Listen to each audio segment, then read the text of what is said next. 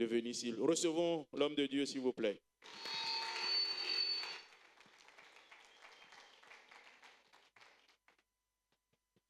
Gloire à Jésus. Que Dieu vous bénisse et que toute sa grâce soit sur la vie de chacun de nous. Nous disons merci à ce grand Dieu qui nous fait la grâce de vivre encore.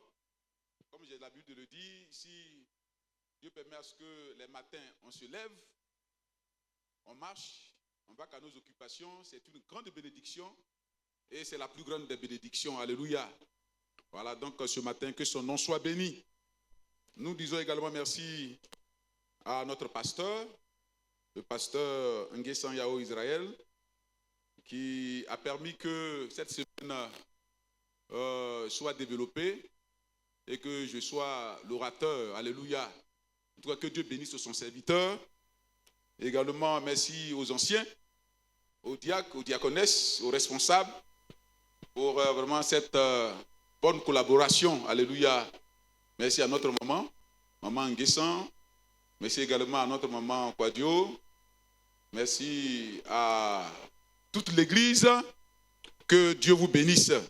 Cette semaine, nous étions là. Vraiment, on a eu de bons moments de prière.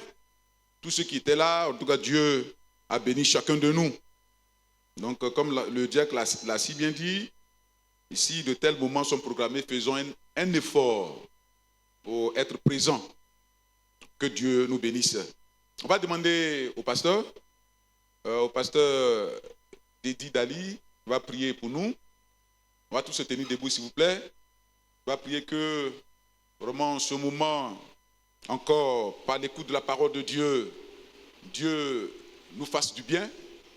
Que ce moment soit bénéfique pour chacun et que nous repartions de ce lieu béni, transformé, restauré pour la gloire de notre Seigneur.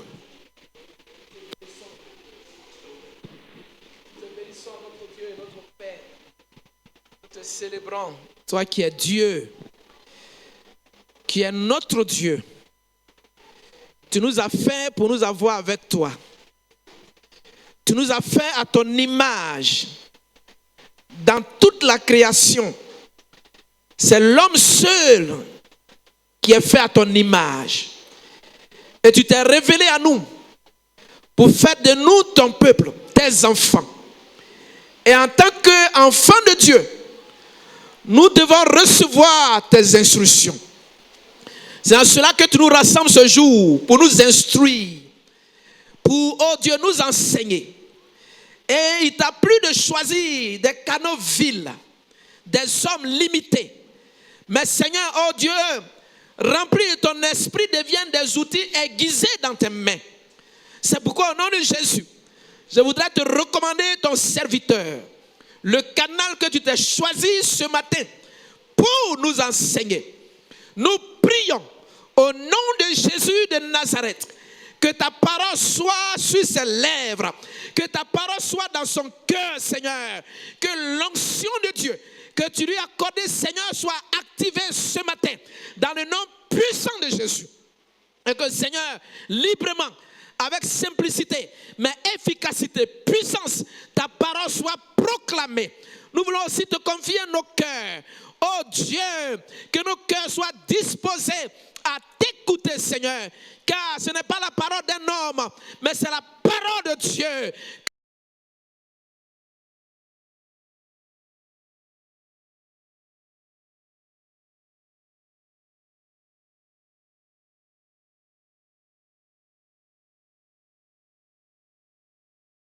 Soit lié au nom de Jésus, soit paralysé au nom de Jésus. Que l'onction de Dieu, Seigneur, oh Père, plane dans cette salle. Que le Saint-Esprit soit libre de s'exprimer et d'agir. Seigneur, notre Dieu, nous prions que tu certifies ta parole par des signes, par des témoignages, par des prodiges, par, oh Dieu, des miracles. Au nom de Jésus, à toi toute la gloire. Seigneur, nous sommes toutes unis, nous t'écoutons. Au nom de Jésus, Amen. Amen. Est-ce qu'on peut acclamer le Seigneur? Notre Dieu est fidèle, alléluia. Donc ce matin, que son nom soit béni. Oui, comme annoncé, toute la semaine, le thème qui nous a rassemblés en ce lieu, pendant ces quelques jours, tout le monde le connaît très bien, par le Saint-Esprit, soyons des instruments de solution entre les mains de notre Seigneur en ces temps de la fin. Alléluia. Et pour ce, nous avons pris comme tête de base le livre des Actes des Apôtres, le chapitre 9. Et progressivement, nous avons lu certains versets, mais pour ce temps précis, on va lire le verset 15 qui est notre verset de base. Donc, Actes chapitre 9, le verset 15. Pour ceux qui n'étaient pas là toute la semaine, si vous y êtes, je vais faire la lecture de la parole de Dieu. Donc, Actes chapitre 9, verset 15 qui dit, « Mais le Seigneur lui dit, va, car cet homme est un instrument que j'ai choisi pour porter mon nom devant les nations, devant les rois et devant les fils d'Israël. Et je lui montrerai tout ce qu'il doit souffrir pour mon nom. » Amen. Voilà, nous avons parlé énormément, longuement. Le premier jour, on a introduit ce moment et on a dit que Dieu voulait des hommes, des femmes disponibles pour le servir. Le deuxième jour, nous avions défini ce que c'est qu'un instrument solution. Et là, on a dit qu'un instrument solution est une personne, est un homme, est une femme, est un jeune homme, est un enfant, que Dieu s'est choisi pour glorifier son nom, que Dieu s'est choisi dans ce monde des hommes pour régler certaines situations. Des hommes, des femmes, que Dieu s'est choisi pour gagner des vies à lui. Alléluia. Nous avons prié le Seigneur, nous avons pris à cet effet l'exemple de l'apôtre Paul, que Dieu a choisi comme un instrument solution. Et nous avons dit, pendant qu'il partait pour sa propre mission, pour la mission des hommes, pour aller traquer les chrétiens, ceux qui invoquaient à leur temps le nom de Jésus, et ceux sur la route de Damas, on a dit qu'il va rencontrer le Seigneur. Une lumière puissante va depuis le ciel de gloire le frapper. Et cet homme, si un tenant sur champ, va tomber et il sera aveugle. Dieu va le travailler pendant 3 jours dans l'aveuglement.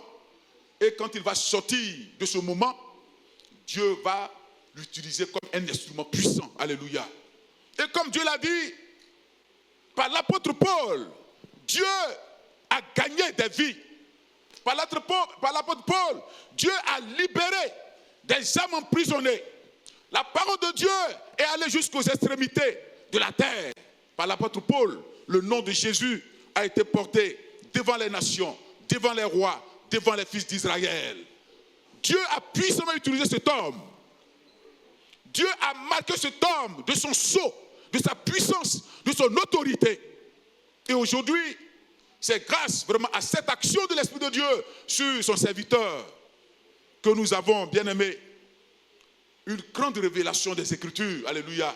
Parce que Dieu s'est révélé à cet homme et Dieu s'est investi en lui. Et on a dit le jour suivant, pourquoi Dieu cherchait-il des instruments solutions? Et nous avions dit que Dieu cherchait des instruments solutions, comme vous et moi, pour se révéler à nous. Parce qu'il y a tellement de choses cachées que nous ne pouvons voir avec nos yeux physiques. Et c'est par les yeux spirituels, c'est par l'action de Dieu, par la puissance de Dieu investie en nous, que nous verrons ce que nos ennemis sont en train de manigancer contre nos vies, contre la vie de l'Église, contre l'humanité, contre ses âmes. Alléluia. Et nous avions dit également que Dieu nous cherchait pour que nous puissions relever des défis. Parce que nous avons tellement de défis dans ce monde à relever. Et si ce n'est pas avec Dieu, par l'aide du Saint-Esprit, nous ne pouvons relever aucun défi. Jésus l'a si bien dit à ses disciples, il dit que sans moi, vous ne pouvez rien faire. Si Dieu ne s'est pas investi en nous, nous ne pouvons relever aucun défi. Mais nous croyons que le désir de Dieu, c'est pour que vous et moi, nous relevions les défis de nos générations. Nous relevions les défis de nos familles. Nous relevions les défis qui se présentent à l'Église aujourd'hui. Raison pour laquelle Dieu nous cherche et Dieu nous a trouvés ici à l'Église de Bouqueville pour que les défis qui se présentent à l'Église, qui se présentent au peuple de Dieu, soient relevés pour la gloire de notre Seigneur. Alléluia. Et nous avions dit que notre Seigneur est fidèle et qu'avec son esprit, nous serons capables de relever des défis. Et ce matin, le premier défi qui se présente à nous, et que vous avez d'ailleurs l'habitude de relever, c'est le soutien de nos étudiants pasteurs. Pendant des années, pour certains, vous avez déjà relevé les défis. Et je crois que ce matin, ce défi sera relevé. Alléluia. Parce que dans cette église, il y a des instruments solutions, sur qui Dieu compte déjà. Alléluia. Votre amen est faible. Au début, vous n'êtes pas d'accord. Alléluia. Voilà, je sais que le défi est déjà relevé. Tout à l'heure, on dirait au pasteur, dors en paix. Parce que là où il est, son cas est troublé. Il dit, est-ce que nos éléments iront à l'école? Est-ce que, parce que la première offrande, ce n'était pas trop ça. Donc vraiment, que le Seigneur soit au contrôle. Et je sais que le Seigneur est au contrôle. Alléluia. Que Dieu vous bénisse. Oui, ce jour, pour terminer, c'est comment, notre dernier point, pour terminer, comment devenir un instrument solution entre les mains de Dieu en ces temps de la fin. Comment est-ce que chacun de nous deviendra un instrument solution, un homme capable, un homme sur qui Dieu va compter en ces temps de la fin. Et toute la semaine, l'objectif que nous avons poursuivi était d'encourager chacun de nous à se disposer entièrement, corps, âme, esprit, entre les mains du Seigneur, pour que Dieu fasse de lui un instrument solution. Alléluia. Et déjà, je crois que Dieu a déjà commencé à faire de grandes choses. Donc ce matin, nous allons voir au plus 2 ou 3 points, puis nous séparer. Donc comment devient-on un instrument solution entre les mains de Dieu, entre les mains du Seigneur à ces temps de la fin? Le premier point que nous allons énumérer, c'est notre disponibilité entre les mains de Dieu. Le deuxième point, c'est notre consécration totale à Dieu. Et le troisième point, si le temps nous permet, notre dépendance totale du Saint-Esprit. Notre dépendance totale du Saint-Esprit. Alléluia. Et nous allons nous séparer. Bien-aimés, pour devenir un instrument solution, pour devenir un instrument utile entre les mains de Dieu, 3 conditions sont essentielles. On peut citer plusieurs, mais moi j'ai remarqué 3 qui sont essentielles. Et sur ces 3, la première c'est notre disponibilité totale. Notre disponibilité est totale. Oui, bien-aimé, Dieu n'utilise pas ceux qui résistent à sa volonté. Dieu, il est tout puissant. On a dit la semaine que Dieu est tout puissant et qu'il pouvait faire tout sans nous associer. Mais tellement il veut travailler avec nous, il nous associe souvent à ses projets. Là, on a pris l'exemple de Noé.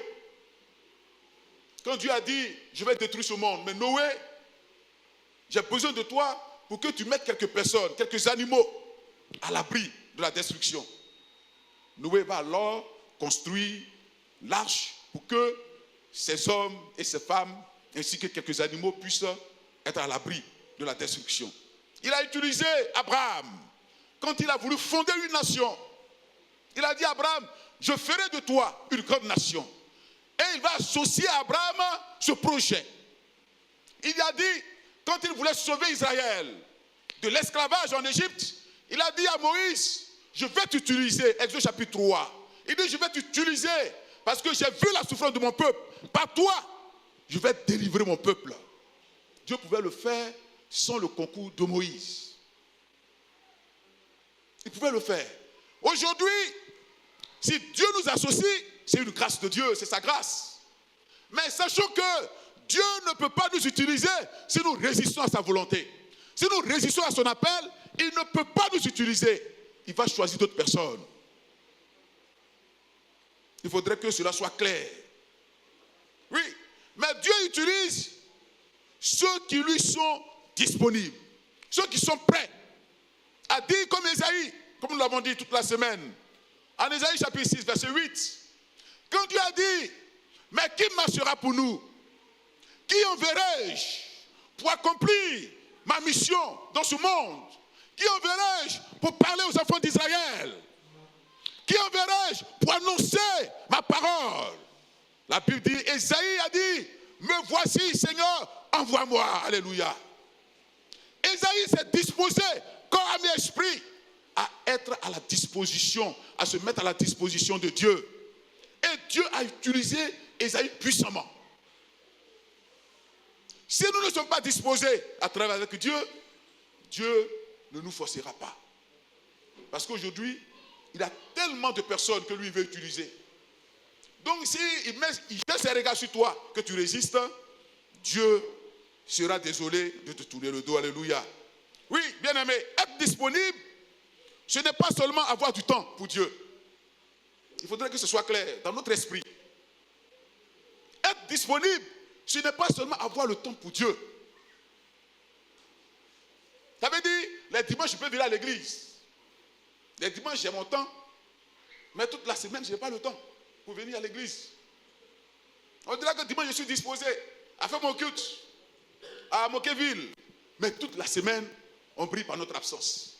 Être disponible, ce n'est pas seulement avoir le temps pour Dieu, mais surtout avoir un cœur qui est prêt. Avoir un cœur qui est prêt. Premièrement, un cœur qui est prêt à obéir et à se laisser utiliser selon la volonté de Dieu. Même quand cela dérange nos plans ou notre confort. Qu'est-ce que je veux dire? Pour mieux étayer cette idée, l'évangile de Matthieu, le chapitre 4, les versets 19 à 22. Matthieu chapitre 4. On va mieux comprendre cette pensée. Matthieu chapitre 4, verset 19 à 22 dit, il leur dit, parlant de Jésus, suivez-moi et je vous ferai pécheurs d'hommes. La Bible, verset 20, aussitôt, ils laissèrent leur filet et le suivirent. De même là, étant allé plus loin, il vit deux autres frères, Jacques, fils de Zébédée, et Jean, son frère, qui étaient dans une barque avec Zébédée, leur père, et qui réparaient leur filet. Verset 22, il dit, il les appela, et aussitôt, ils laissèrent la barque et leur père, et le suivirent. Alléluia. Oui, être disponible, c'est avoir un cœur qui est prêt pour le Seigneur. Ici, les disciples, ils avaient leur travail, leurs occupations. C'était des hommes de métier, des hommes qui se nourrissaient de leurs activités. Mais le jour où ils ont rencontré le Seigneur, le jour où Jésus les a appelés, la Bible dit aussitôt, sans discours, sans raisonner, ils se sont levés, ils ont abandonné leurs activités et ils ont suivi le Seigneur. Là, ils ont laissé leur confort, ils ont laissé leur bien et ils se sont mis à la disposition du Seigneur. Mais aujourd'hui, combien sont ceux qui résistent à l'appel de Dieu? Combien est-ce que nous raisonnons? Combien est-ce que nous limitons la main de Dieu? Parce que nous pensons que ce que nous faisons, si nous laissons pour un temps et aller chercher la face de Dieu, tout va échouer. Nous pensons que Dieu est incapable de nous surprendre par ta bénédiction. Ou bien Dieu est capable d'opérer le miracle dans notre vie. Les disciples ici, c'était des hommes comme vous et moi, qui avaient leur famille, qui avaient leurs activités. Mais à cause de Dieu, à cause de l'œuvre du Seigneur, ils ont laissé leur confort, ils ont laissé leurs activités et ils ont suivi le Seigneur. Ils se sont rendus disponibles pour le Seigneur. Aujourd'hui, nous parlons de ces disciples, nous parlons de ces apôtres, parce qu'ils ont fait le sacrifice. Ils ont payé le prix pour qu'aujourd'hui, nous ayons la parole de Dieu. Mais pourquoi ne voulons-nous pas payer le prix pour les autres? Pour ceux qui meurent autour de nous? Pourquoi ne pouvons pas nous dire, oui Seigneur, me voici, envoie-moi. Envoie-moi dans les prisons, envoie-moi dans les hôpitaux pour prêcher ta parole. J'ai besoin de toi. Et ce sont nos besoins que nous présentons tous les jours au Seigneur. Seigneur, bénis-moi. Seigneur, voici, je suis malade, il faut me guérir. Seigneur, il faut faire ceci, il faut faire cela. Pendant que les hommes meurent, les autres meurent autour de nous. Pendant que nous ne voulons pas nous rendre disponibles pour servir le Seigneur. L'Église, bien-aimée, a besoin de nous. Oui. L'Église a besoin des services des uns et des autres. Les groupes sont en souffrance dans l'Église. Le groupe de prière est en souffrance dans l'Église. Et plusieurs ont reçu des dons, des talents de la part de Dieu pour prier pour les malades, pour intercéder. Mais ils sont restés assis dans la maison. Et nous pleurons, nous bafardons sur nos situations pendant que le cœur du Seigneur est en train de saigner.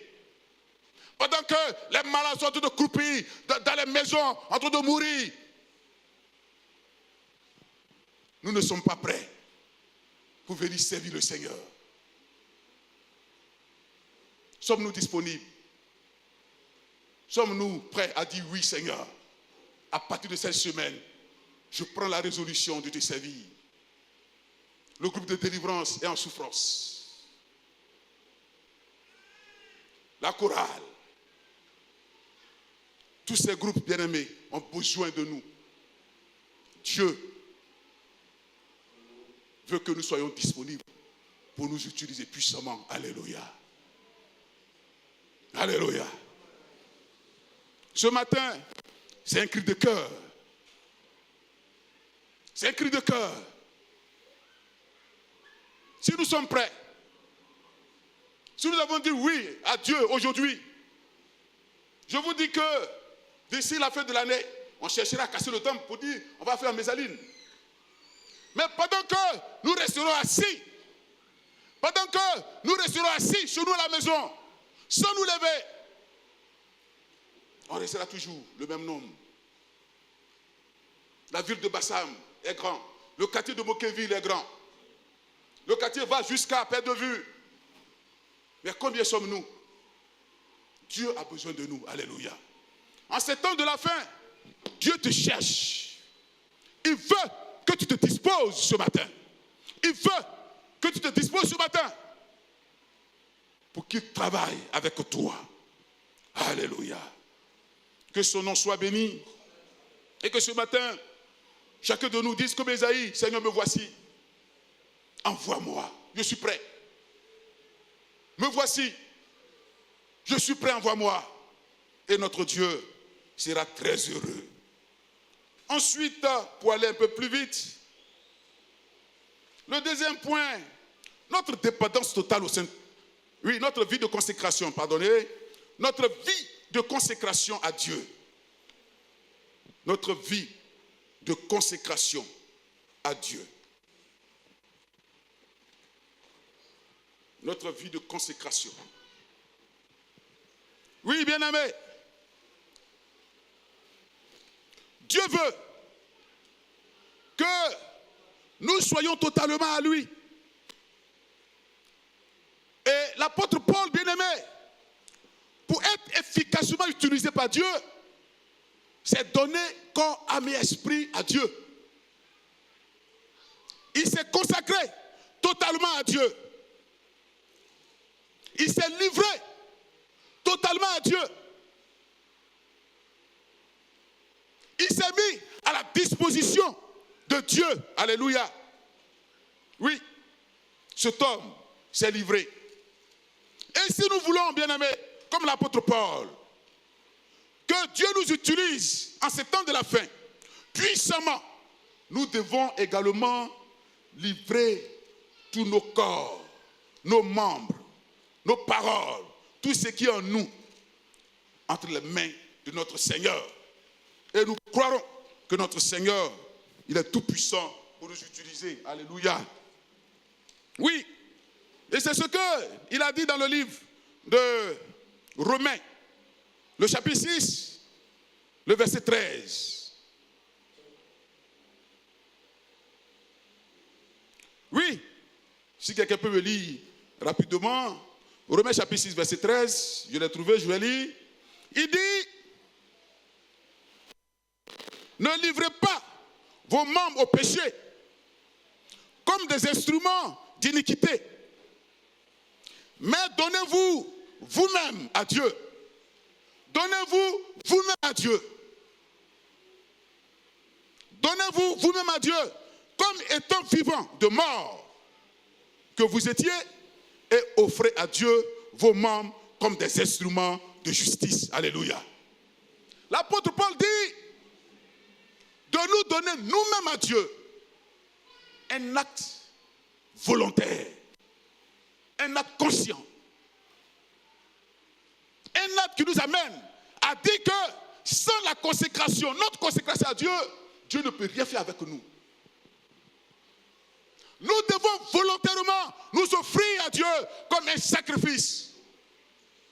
Nous devons, bien aimés, offrir nos membres à Dieu. Comme la prophétie le disait tout à l'heure. Nous devons être sincères dans la maison de Dieu. Dieu ne peut pas utiliser quelqu'un qui joue avec sa vie. Excusez-moi du terme. Dieu travaille avec ceux qui le craignent. Alléluia. Oui. Oui, c'est la consécration, bien aimé, de nos vies à Dieu, selon le Romains, comme nous avons lu chapitre 13, c'est refuser l'ancien esclavage du péché. Nous avons été, bien aimés, sous l'esclavage du péché quand nous ne connaissions pas le Seigneur. Quand on était païen, on vivait selon les désirs de nos cœurs, ou bien de ce monde. Nous étions esclaves du péché. Nous étions sous le joug du péché. C'est le péché qui conduisait nos vies. C'est le péché qui nous orientait. Mais maintenant que nous avons accepté Jésus,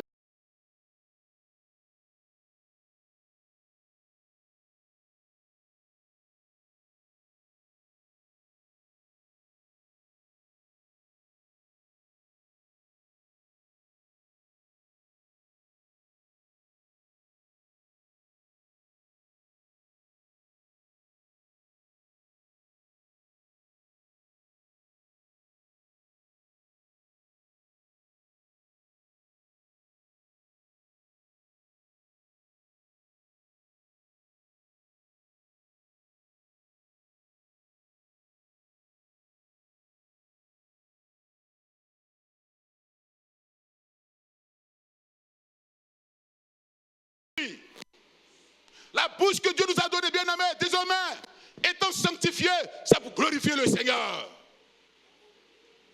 Le corps que Dieu t'a donné, c'est pour la gloire de Dieu désormais. Les membres que Dieu t'a donnés, tu ne dois plus les utiliser pour aller sur le voisin et puis critiquer. Nous ne devons plus utiliser ces membres pour désobéir à notre Dieu. Alléluia. Oui. Se consacrer, c'est se mettre à part alors pour servir Dieu. C'est mettre, bien aimé, notre vie au service de Dieu. Il faut être présent, bien aimé, au culte désormais. Les mardis, les jeudis, faisons un effort. Rendons-nous disponibles, bien aimé. Consacrons nos vies à Dieu. Consacrons, bien aimé, notre temps à Dieu. Il est le maître des temps et des circonstances. La vie que tu as, c'est Dieu qui te l'a donnée. Tu n'es pas le détenteur de ta propre vie. Il sait quand il va te retirer.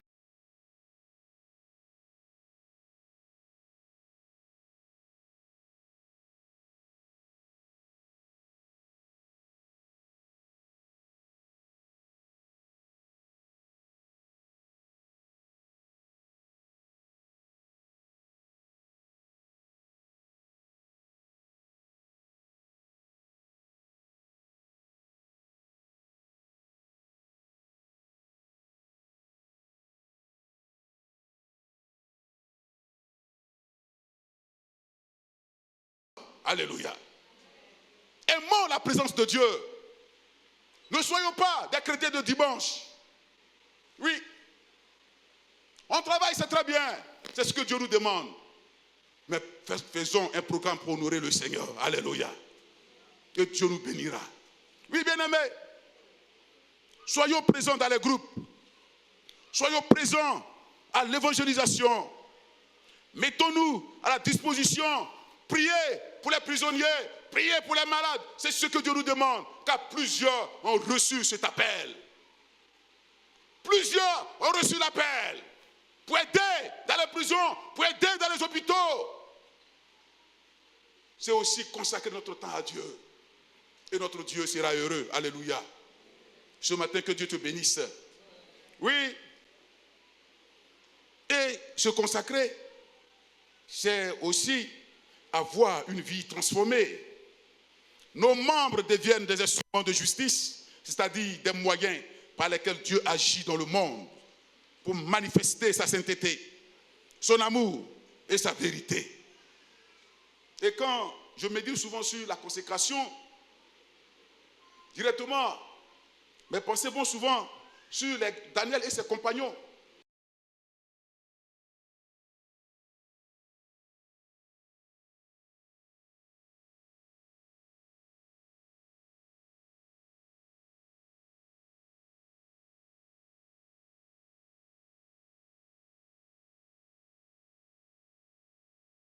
Lui, que les jeunes ont refusé de manger lui sa nourriture.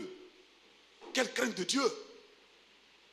Ils ont osé dire à monsieur l'intendant que nous ne pouvons pas manger ces aliments.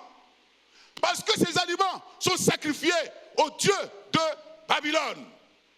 Ce sont des aliments qui sont impurs désormais. Nous sommes des Juifs. Et nous ne devons manger ce qui est sacrifié aux idoles. Quelle audace!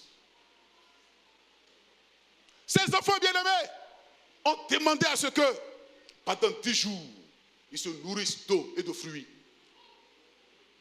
Ils ont refusé de se compromettre. Ils ont consacré totalement leur vie à Dieu.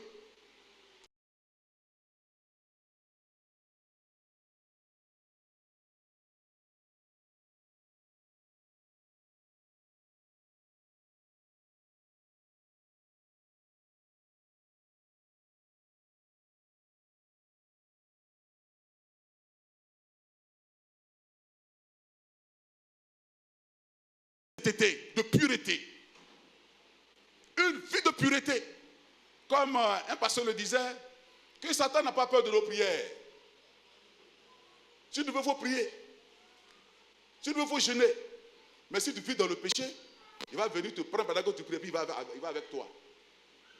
Mais celui qui se consacre, celui qui se préserve, celui qui se garde pur, Satan a peur de lui. Jésus pouvait dire, le diable vient et il n'a rien à moi. Mais est-ce que nous pouvons dire que Satan vient et il n'a rien à moi? Si nous pouvons le dire, nous serons vainqueurs. Alléluia. Ces 3 jeunes ont résolu ne pas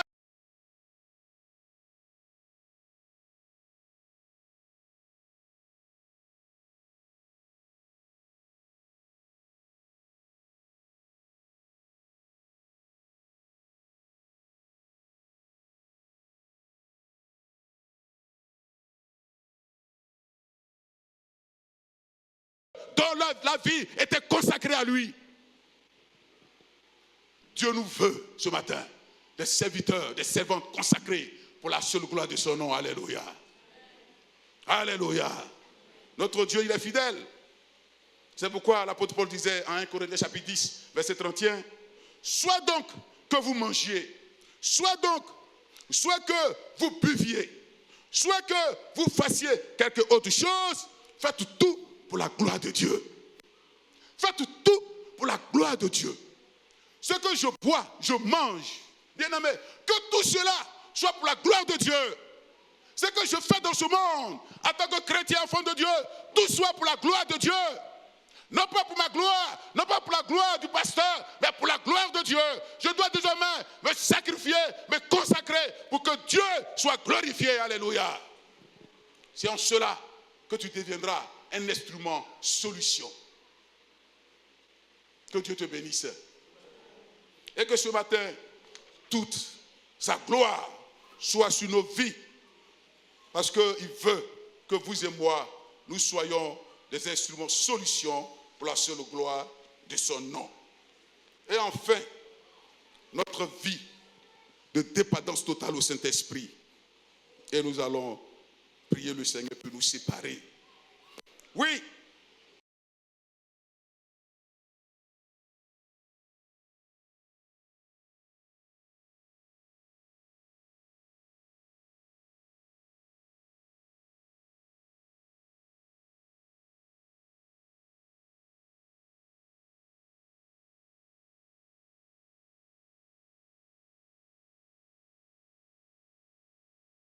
Productif, vivant devant Dieu, c'est le Saint-Esprit. C'est pourquoi Jésus disait en Actes chapitre 1, verset 8, il dit, vous recevrez le Saint-Esprit. Vous recevrez le Saint-Esprit. Il descendra sur vous et vous serez mes témoins. La semaine, on a expliqué le mot témoin. Celui qui raconte ce qu'il a vécu avec efficacité, avec puissance, avec autorité. Et celui qui est prêt à aller au front pour le Seigneur, même s'il faut souffrir pour le Seigneur, il est prêt. C'est lui le témoin efficace. C'est lui qui est capable de rendre gloire à Dieu. C'est celui que Dieu compte. Le témoin efficace, c'est pas le Saint-Esprit. Et l'apôtre Pierre, en Actes chapitre 2, verset 17 à 19, il va reprendre une promesse que Dieu a faite par le prophète Joël. En Joël chapitre 2, à partir du verset 27 à 28. Il dit, dans les derniers temps, je répandrai mon esprit sur toute chair. Oui, parce que Dieu sait que sans le Saint-Esprit, nous ne pouvons rien faire. C'est pourquoi il veut, bien aimé, répandre sa puissance dans les derniers temps sur toute l'humanité. Et Dieu a commencé à répandre sa puissance, sa gloire, son autorité sur toute l'humanité pour que nous soyons efficaces pour la gloire de son nom. Alléluia. Ce matin, veux-tu que Dieu t'utilise? Veux-tu aller à une autre dimension de la puissance de Dieu? Veux-tu que ce matin, Dieu te rende important devant ses yeux? Veux-tu que ce matin, tes actions soient efficaces pour la gloire de Dieu? Dépends alors du Saint-Esprit. Alléluia. Oui, dépends alors du Saint-Esprit. À cet effet, dépendre du Saint-Esprit, ce n'est pas compter sur nos propres expériences. Parce que malheureusement, beaucoup disent que, il y a longtemps que je suis à l'église, j'ai l'expérience. Le Saint-Esprit ne fait rien avec nos expériences.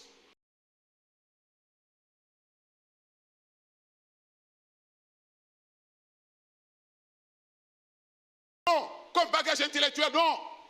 Le Saint-Esprit vient, il veut que nous nous laissions toute la place.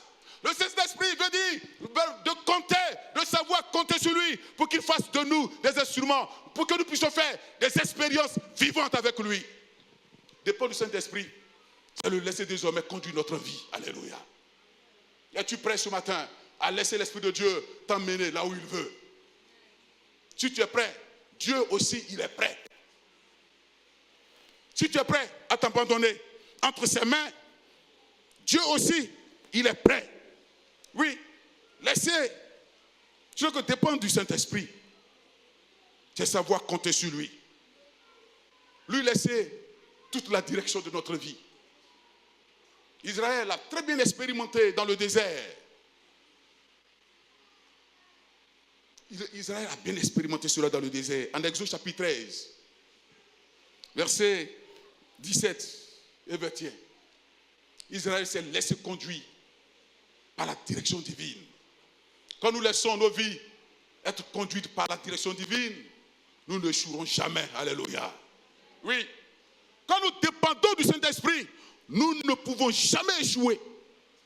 Parce qu'il sait où il nous amène. Dieu sait le chemin que tu vas emprunter pour ne pas que tu sois, pour que tu fasses échec. Si tu laisses Dieu conduire ta vie, si tu te disposes entièrement entre ses mains, si tu dis oui Seigneur, à partir de ces instants, je dépends de toi désormais, Dieu te conduira jusqu'à Canaan. Alléluia. Dieu a conduit Israël jusqu'à Canaan parce que Israël a suivi la direction divine. C'est Dieu qui éclaire. N'aie pas peur. C'est Dieu qui oriente. N'aie pas peur. C'est Dieu qui pourvoit. N'aie pas peur. Ce qui te demande, c'est de le laisser conduire toute ta vie. Alléluia. Oui. Laissons Dieu nous conduire. Laissons Dieu conduire nos vies. Laissons Dieu marcher au-devant de nous. Laissons-le marcher au-devant de nous et nous allons le suivre. Laissons le Saint-Esprit désormais nous orienter. Abandonnons-nous entre ses mains. Alléluia. Et nous serons les plus heureux. Ce matin, Dieu veut répandre sa grâce sur ta vie pendant que le groupe musical monte. Dieu veut répandre sur ta vie sa grâce pendant que le groupe musical monte pour nous donner ce cantique qui dit « Je veux une autre dimension ».